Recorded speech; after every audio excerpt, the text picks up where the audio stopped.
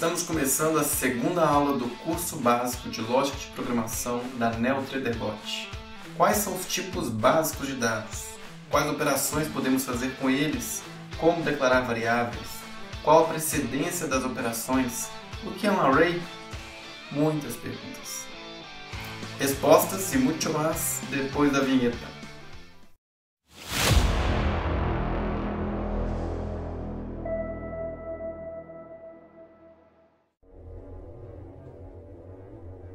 Fala pessoal, John da NeoTraderBot. Se você está me assistindo é porque tomou a pílula vermelha. Se não sabe do que eu estou falando, possivelmente perdeu a primeira aula do curso. Recomendo assistir porque passamos conteúdos muito importantes para você que está iniciando a jornada. O link da primeira aula está na descrição deste vídeo ou vai aparecer em algum lugar aqui na tela. Então bora para o conteúdo que hoje vamos falar sobre tipos de dados básicos e operações. A primeira coisa que precisamos ter em mente é que programar é como montar blocos de Lego. Cada bloco tem a sua função e é preciso entender como encaixá-los para que o todo tenha o sentido que desejamos. E os primeiros blocos que precisamos entender são os tipos de dados básicos. Esses tipos de dados estão presentes em todas as linguagens de programação. São três.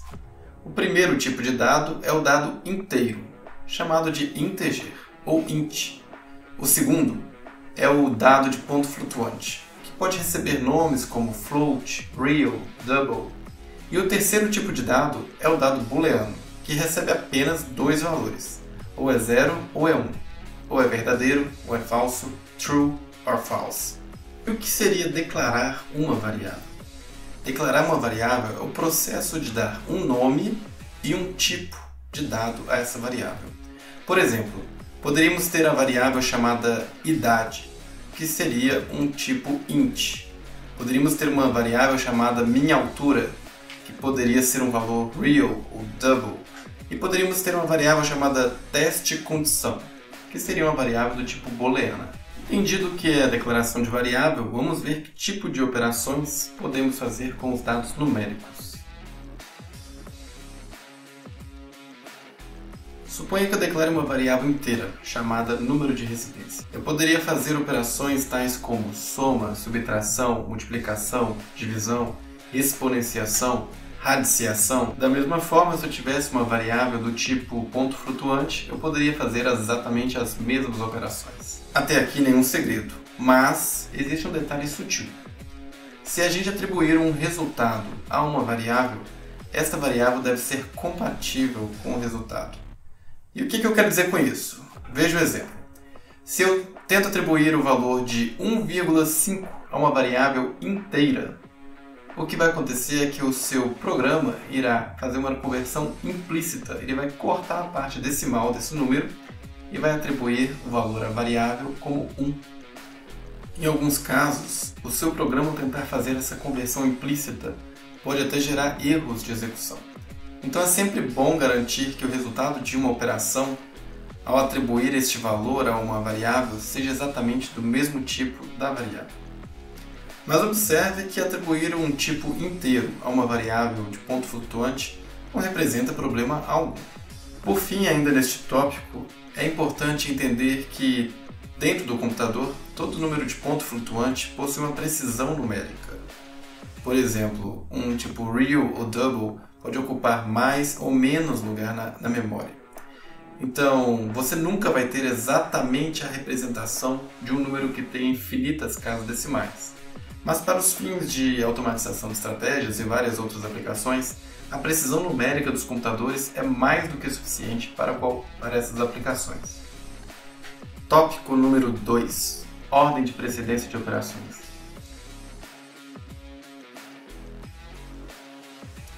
Com certeza você já estudou isso nas aulas de matemática em algum momento da sua vida, mas não custa nada relembrar. Em qualquer fórmula matemática, a gente sempre começa calculando os parênteses mais internos para os mais externos. Em seguida, as operações de exponenciação, em terceiro lugar, as operações de multiplicação e divisão, e por último, as operações de soma e subtração. Melhor do que ficar soltando palavras ao vento, seria mostrar um exemplo para vocês.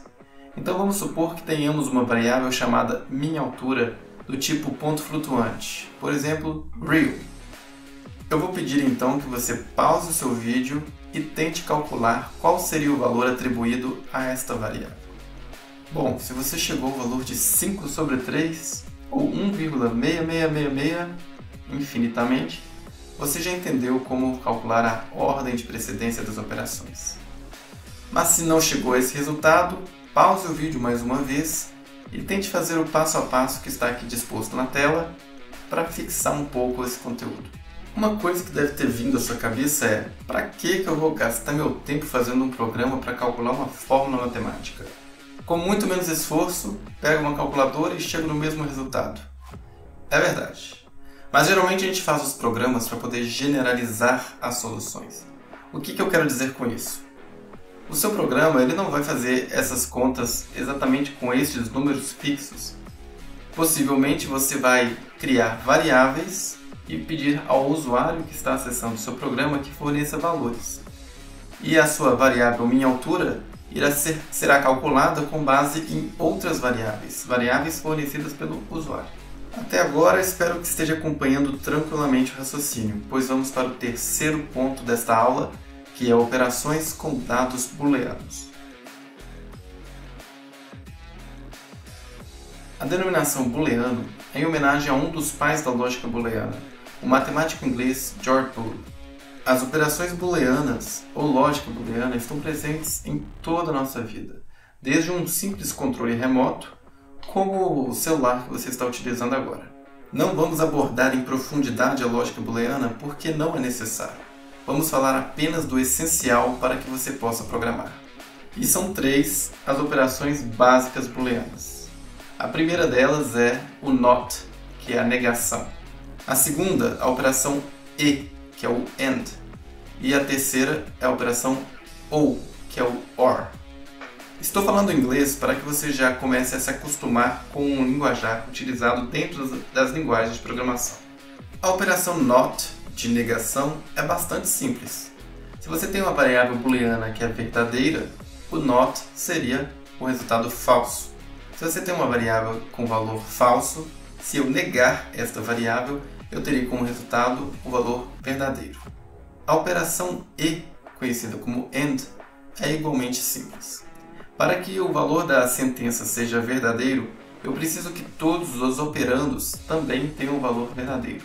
Por exemplo, se eu tiver A e B, o resultado dessa expressão será verdadeiro se A e B tiverem o valor verdadeiro. Por fim, a operação OR, também conhecida como OR, exige que apenas uma das variáveis da sentença tenha o valor verdadeiro. Por exemplo, a sentença A ou B será verdadeira se A for verdadeiro ou B for verdadeiro. Eu recomendo a você que acesse o link na descrição deste vídeo com o material escrito dessa aula, para que faça alguns exercícios sobre lógica booleana a fim de fixar o conteúdo. Por último, mas não menos importante, vamos falar sobre arrays. Eu vou usar a terminologia em inglês mesmo, porque é como todo mundo fala. Os arrays são uma estrutura de dados muito importantes na programação, e nada mais são do que uma sequência de dados básicos. Vamos supor que você queira declarar 10 variáveis inteiras. Ao invés de declarar 10 variáveis com nomes diferentes, podemos declarar apenas um array com 10 posições de números inteiros. Na tela você deve estar vendo um array com 10 posições inicializados de forma aleatória. Vamos chamar esse array de ArrayTest.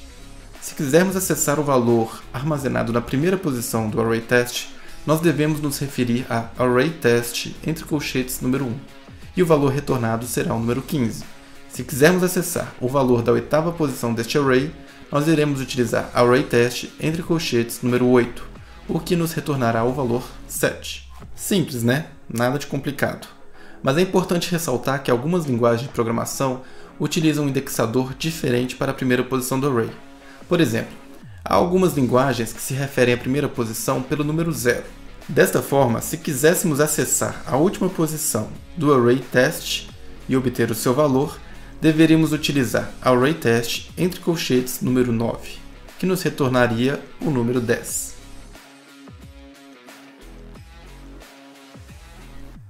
E chegamos ao fim de mais uma aula.